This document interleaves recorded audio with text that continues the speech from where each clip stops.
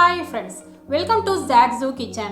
இன்னைக்கு நம்ம Zaag Zoog Kitchenல பார்க்க போறது Cook with Comali season 3ல Grace sister செஞ்ச Capsicum Halwa recipe தான் பார்க்க போறோம். அவங்க இந்த Capsicum Halwa recipe செஞ்சு immunity band வின் பண்ணியிருந்தாங்க. நான் இந்த ஹல்வாவை ட்ரை பண்ணி பார்த்தேன். டேஸ்ட் வந்து ஃபேண்டாஸ்டிக்கா இருந்தது. Capsicum வச்சு நிறைய கரீஸ் செஞ்சிருப்போம். ஆனா Capsicum வச்சு ஸ்வீட் அதிகமா செய்ய மாட்டோம். இந்த மாதிரி டிஃபரெண்டா ஹல்வாவா செஞ்சு பார்த்ததுல இதோட டேஸ்ட் வந்து ரொம்பவே யூனிக் டேஸ்டா இருந்தது. வாங்க ஃப்ரெண்ட்ஸ், இந்த டேஸ்டியான கிரேஸ் சிஸ்டர் செஞ்ச கேப்சிகம் ஹல்வா ரெசிபி எப்படி செய்யணும்னு பார்க்கலாம். ஃப்ரெண்ட்ஸ், இந்த வீடியோ உங்களுக்கு பிடிச்சிருந்ததுன்னா லைக் பண்ணி ஷேர் பண்ணுங்க. சப்ஸ்கிரைப் பண்ணாதவங்க சப்ஸ்கிரைப் பண்ணிட்டு பெல் ஐகானை கிளிக் பண்ணிக்கோங்க. இந்த வீடியோ உங்களுக்கு பிடிச்சிருந்ததுன்னா வீடியோக்கு ஒரு லைக் கொடுங்க ஃப்ரெண்ட்ஸ். நான் இந்த மாதிரி 2 பெரிய கேப்சிகம் எடுத்திருக்கேன். இதில் உள்ள விதையெல்லாம் எடுத்துட்டு இந்த மாதிரி கியூப்ஸாக கட் பண்ணி வச்சிருக்கேன். ஒரு பேனில் கட் பண்ணி வச்சிருந்த கேப்சிகமை சேர்த்துக்கணும். 1/4 கப்பு தண்ணி சேர்த்துக்கணும். கேப்சிகம் ஓரளவுக்கு கலர் சேஞ்ச் ஆகாமல் இருக்கிறதுக்காக 1/2 டீஸ்பூன் மட்டும் சுகர் ஆட் பண்ணிக்கணும். இதை லிட்டால் கவர் பண்ணிவிட்டு லோ ஃப்ளேமில் வச்சுட்டு 5 to 8 மினிட்ஸ் நம்ம குக் பண்ணால் போதும். அப்பப்போ மிக்ஸ் பண்ணிக்கோங்க. நீங்கள் இந்த மாதிரி செய்கிறதுக்கு பதிலாக கேப்சிகம்ஸை 10 மினிட்ஸ் ஸ்டீமரில் ஸ்டீம் பண்ணி கூட எடுத்துக்கலாம். பாருங்கள் ஃப்ரெண்ட்ஸ், தண்ணிலாம் நல்லா ட்ரை ஆகிடுச்சு. இந்தளவு குக் பண்ணால் போதும், ஓவர் குக் பண்ணிடக்கூடாது. இப்போ இதை ஒரு பிளேட்டுக்கு மாற்றிட்டு கம்ப்ளீட்டாக ஆற வச்சுக்கணும். இப்போ இது நல்லா ஆறிடுச்சு. இதை வந்து மிக்ஸி ஜாரில் சேர்த்துட்டு நல்லா பேஸ்ட்டாக அரைச்சிக்கணும்.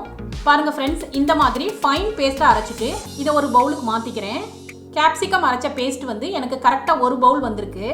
இப்போ அதே பேன்லேயே 1.5 டேபிள் ஸ்பூன் நெய் ஆட் பண்ணிக்கிறேன். நெய் சூடானதும் இதில் கொஞ்சம் கேஷ்யூ நட், கொஞ்சம் முந்திரியை கட் பண்ணி இதில் சேர்த்துக்கிறேன். அடுப்பை வந்து லோ ஃப்ளேமில் வச்சுட்டு கோல்டன் ப்ரௌனாக ஃப்ரை பண்ணிக்கணும்.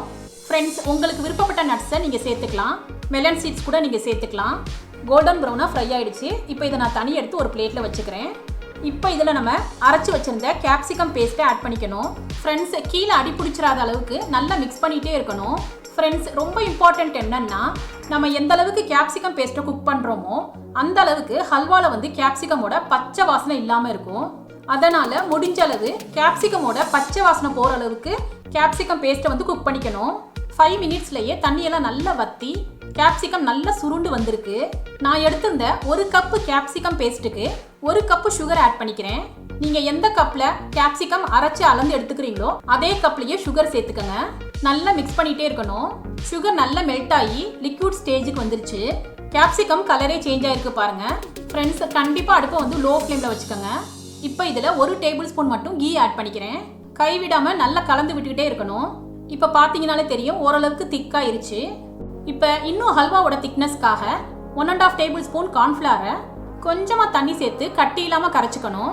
இப்போ இந்த ஸ்டேஜில் நம்ம கரைச்சி வச்சிருந்த கார்ன்ஃப்ளவர் ஸ்லரியை சேர்த்துக்கலாம்.